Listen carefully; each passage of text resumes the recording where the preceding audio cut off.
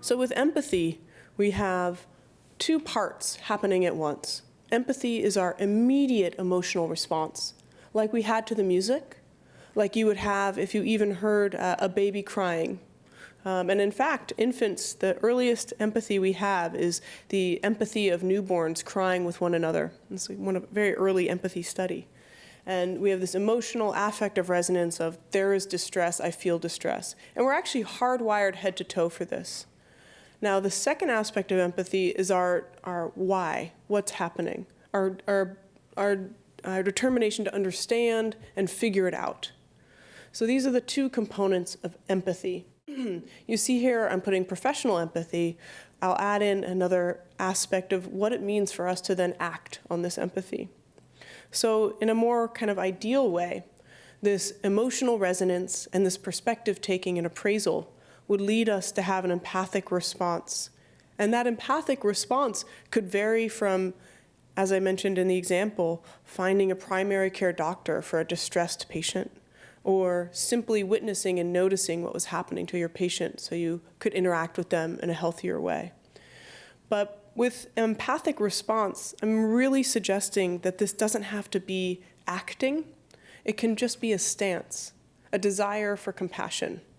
So this inactive compassion is a term coined by Roshi Joan Halifax, and she runs a center called Upaya, in which she trains doctors who work with the dying to really essentially kind of pump up their compassion. It's like a gymnasium of compassion.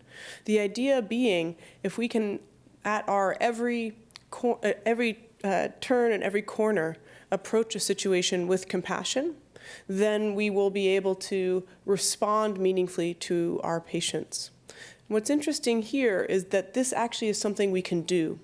So remember how I was saying with burnout, there's this difficulty of, well, I can't actually help this person. And actually, I see that they're upset. I resonate to their distress, and I know what they need, and I can't help them. We can have an empathic response, just one of caring, one of compassion, and that can be our doing. That can be, oftentimes we can react. We can make an extra phone call. We can help out. But when we can't, we can have an open stance of compassion. Now, this is a leap of faith. It really is. And when I work with the residents this last year, it's been some funny things where they've told me things like, I really thought that this was going to be really too San Francisco for me, this compassion training. But it's not like I have that many options.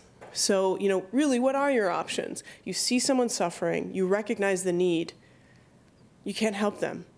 What do? You just try. She was talking about how silly she felt wishing someone well. Because I suggested if you see this person suffering and you can't help them, just say, gosh, I wish you could know some ease and comfort. I wish you felt better. She said it just helped her from bringing that then to the next case, or feeling irritated or feeling frustrated. Now, another thing, unfortunately, that can occur with empathy is we have this resonance, we have this appraisal, except that appraisal is, well, yeah, that person's suffering, but I've already seen them twice this week in the ER. If they really wanted to get help, they wouldn't keep drinking. It's their fault. Now, that may indeed be true, but that stance, that aversive stance, not only does it harden us to our patients and make it very difficult to engage, it also hardens us to that open and ability to feel meaning and engagement. Now, what allows us to stay in jobs that are difficult is feeling some boost, some reward of connection. So with this aversion, we're creating distance.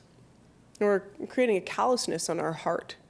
And where we can intervene with aversion is really in this appraisal. How are we thinking about someone? Sometimes we don't have any control of our immediate response. So we see this person coming in for the third time that we've been working. Again, they've hurt themselves, they were drinking, something like this. And our immediate response is, oh, God, not again. And yet we still have an opportunity, even within that, to say, this person is trying to be happy, to be free from suffering, just like everyone. The way they are doing it is just so unskillful, and yet I wish they also were free. So this kind of unconditional compassion, it's a high-level practice. And again, I ask you, what's the alternative?